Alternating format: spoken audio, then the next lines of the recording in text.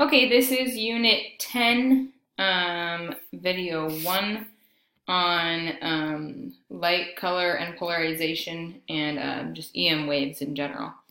Okay, so EM waves, when I say EM waves, I mean electromagnetic waves, okay?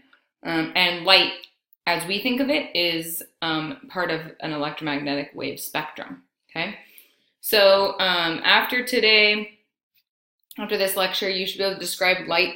Sorry about the shadow. I don't know why it's doing that. You should be able to describe light as a photon, a ray, and as a wave. Differentiate between additive and reflected light, and describe how colors of light can be added or reflected and how primary colors work for each, and then provide evidence for the polarization of light.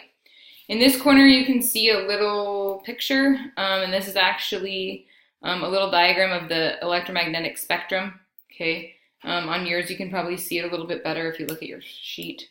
But we go from gamma rays, X-rays, ultraviolet rays. Visible light is this tiny little spectrum in between here.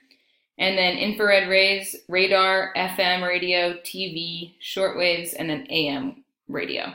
Okay? All of those types of waves are the same type of wave. They're all electromagnetic waves. They can all travel through vacuum. We are only able to see, our eyes can only detect this tiny little piece of that spectrum. The way that we categorize them is by wavelength, okay? So as the wavelength increases, we go this way. So the AM radio waves have the biggest wavelength, and then gamma rays have the tiniest wavelength, all right? And visible light is somewhere in the middle here, between about 400 and 700 nanometers, which is times 10 to the negative 9. Okay, so it just gives you an idea sort of the electromagnetic spectrum. We are going to talk about light, mostly visible light, but just so you kind of understand that difference, okay? So here we'll start here. So EM waves and light. So light is a wave of changing electromagnetic fields. Light waves are caused by disturbances in the electromagnetic field, okay? For example, the acceleration of charged particles such as electrons. So when electrons accelerate, we may see a disturbance in the field, and that would cause light rays, okay? Light has a dual nature. This is important, okay? This is an important concept. A dual nature, meaning that sometimes it acts like a wave, and other times it acts like a particle, and we call those particles photons, okay? Or rays of particles, we call them photons. So sometimes it travels like a wave, like every sound waves and stuff, and then sometimes it just travels like a little ray of particles going in some direction. Yeah, so basically scientists haven't figured out what the heck is going on with that, but it's called wave-particle duality, meaning that it acts sometimes like a wave and sometimes like a particle, depending on what you're trying to solve for and stuff. Light has no mass, okay? We say photons have no mass, but it carries energy and has momentum, okay? Which is strange because energy and momentum both depend on mass. But light is one of those weird things where it kind of acts like a wave, so it has no mass, but then it also kind of acts like particles, so it has energy and momentum. It travels through space at a maximum speed allowed by the laws of physics called the speed of light, okay? Speed of light we represent with the letter C, okay? It's the same C that's in like the famous E equals mc squared kind of thing. Okay, so C is the speed of light. In meters per second, it's 3 times 10 to the 8th meters per second, which is about 670 million miles per hour. It's very, very, very, very, very fast. It's the only thing that can travel that fast. You should note that the speed of sound was about 343 meters per second at room temperature, right? So this is why we actually hear thunder before we see lightning. Or sorry, backwards. Why we see lightning before we hear thunder, is they happen at the same time, right? The thunder and lightning is caused by the same thing. It's caused by two clouds sort of rubbing up against each other and electrons getting kind of broken the bonds of those electrons. And they happen at the same time, but for us, the light travels to us so much faster. So we see lightning first, and then, mosey on down comes the sound and takes like forever to get to us. And so we hear thunder later. All right. And so that's why we see lightning first and thunder later. It would not be possible to do the opposite. If you remember the wave equation from the previous unit, we have V equals F lambda, where this is velocity, frequency, wavelength. In this equation, or in this unit, we're going to just change the V to C, because C is the speed of light. Okay, sorry, my cat just jumped on the table. Okay, so this actually will become C equals frequency times lambda. Okay, and that's our wave equation for this unit. Whoops, sorry, I have to zoom out here a little bit. You can see everything. Okay, let's go ahead and do an example. I want to remind you that megahertz, I'll just put a note over here, megahertz is equal to times 10 to the 6th hertz. Okay, so FM radio waves range from 88.1 megahertz to 107.1 megahertz. What are the longest and shortest wavelengths for this frequency range? Well, radio waves are electromagnetic waves, okay? And so they travel at the speed of light, okay? And so we're going to use C equals F lambda, and we're going to convert these. So this would actually be 88.1 times 10 to the 6th hertz. And this number would be 107.1 times 10 to the 6th hertz. And we're just going to plug each of these in and figure out what the wavelength corresponds to. So this is going to be 3 times 10 to the 8th equals 88.1 times 10 to the 6th times wavelength. Okay, and if you solve for that, you get 3.4 meters, okay? Which is like a big number, right? 3.4 meters, I mean, that's like 10, 11 feet. Okay, so the wavelength for radio waves is big, okay? It's like, you know, football field big. Okay, well, maybe not football field, but, you know, 30, what did I say, 11 feet or something? So anyway, we can visualize this. This is a large number, okay? Not too big. Okay, and then let's do, for this one, we'll do the same thing, 3 times 10 to the 8th equals, sorry, I don't know what's going on here, equals 107.1 times 10 to the 6th times lambda. And if you do that one, you get lambda equals 2.8 meters, okay? And so radio waves range from 2.8 to 3.4 meters that have this frequency. Okay, so if you think about it, that's about, I don't know, what did I say, like 7 or 8 feet to about 11 feet. Okay, so we can visualize this. Okay, all right, so those are actually pretty big wavelengths. All right, let's talk about brightness here. Okay, the rate at which light is emitted from a source is called, now there's some really weird terms here. Okay, and there are some that are just like, it's confusing because the words and the units and it's just all kind of similar. So you just have to memorize it. You just have to remember what this stuff is, okay, and how to use it. So the rate at which light is emitted from a source is called the luminance flux. Super weird word, but basically this is how bright or powerful a light bulb is, okay? The variable is P and the units are lumens, okay, or LM, all right? I think of P like kind of like how powerful, but it's luminance flux. It's a very strange term, okay? But that's just what it's called. I can't change it. How bright something appears to be is the illuminance. This is how bright an object appears to be when placed some distance from the light bulb. So the actual brightness or power of a light bulb is the luminance flux. The illuminance is how bright it appears to be when you're standing some distance from it, okay? The variable is E, and the units are lux, or LX, which is confusing because lux kind of sounds like luminous flux, and it's all very confusing, but the point is luminance flux is P, measured in lumens, or LM, okay, and for illuminance, it's E, and it's measured in lux, or LX, okay? I know, kind of annoying. The illuminance decreases as the radius squared when you move away from a light source. So as you move away from a light source, the brightness actually gets less by a factor of, like a squared factor. And so it exponentially gets less bright as you move away from it, okay? So the equation is this, E, which is luminance, equals P, which is luminance flux, over 4 pi r squared. You'll notice 4 pi r squared is actually the area of a circle, so you can kind of picture that this would be like, you know, a light bulb, and as it spreads its light as you get further and further away, right, we're thinking of this as like the area of the circle that its brightness sort of covers, okay? And the units for E are LX, or lux, okay? Let's do an example, all right?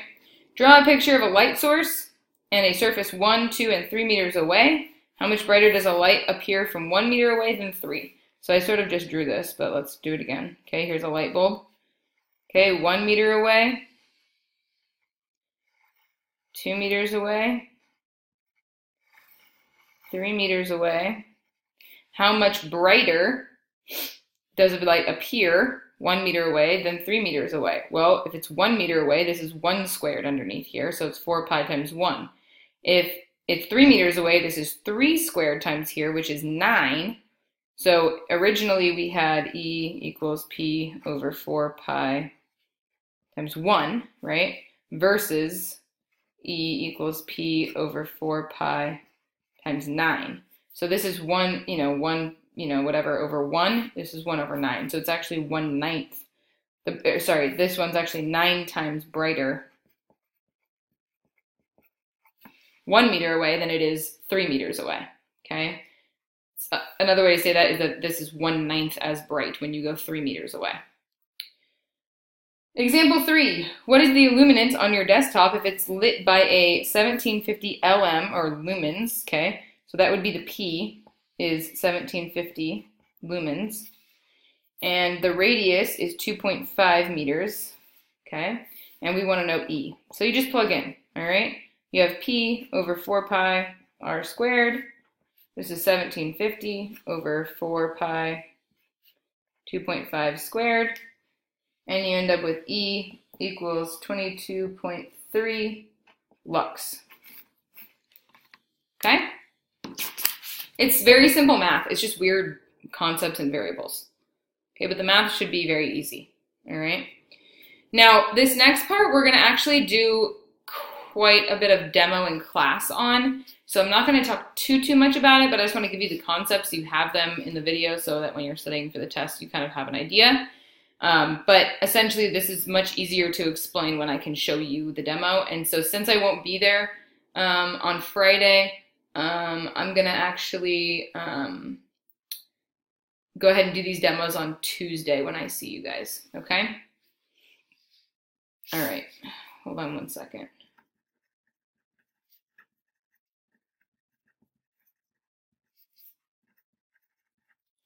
Okay, all right, so here we go. All right, so polarization is something that you guys have definitely heard of because you probably have a choice when you buy your sunglasses for them to be polarized or not polarized. And what polarization means is that basically when we think of light as a wave, it has these sort of peaks and troughs, right? And it travels in the same direction, but in all 360 degrees of rotation. So when light is emitted from a source, right, we think of these waves traveling out in all directions, right? Not even just this two-dimensional picture, but out of the page, right? In sort of like a sphere of light, okay? And this is unpolarized light, okay? They travel in all directions. Now, I'm going to show you in class this demonstration, but essentially polarizing filters are like little fences, and they only allow certain directions of light to pass through. So you can imagine that if you had like a little fence that went like this, right? The light waves that are coming straight through could pass, but the ones that are sort of coming in like sideways, like sort of sideways like this, they actually can't make it through these little slits. And so what happens is you end up getting light that once it passes through this little fence, the ones that don't make it get canceled out. And so the ones that do make it are all facing the same direction, okay? And so that light, once they come out in all the same direction, is called polarized light, okay? All the other light is reflected or absorbed or whatever. It can't pass through this fence, all right? So there are some natural polarizers. The glare coming off of any glare that comes off of glass or water or oil, like on the road or whatever, any glare is polarized light, okay? Because when it glares off of something, it inherently gets polarized, all right? Now, light can also be polarized using filters like the ones on your sunglasses.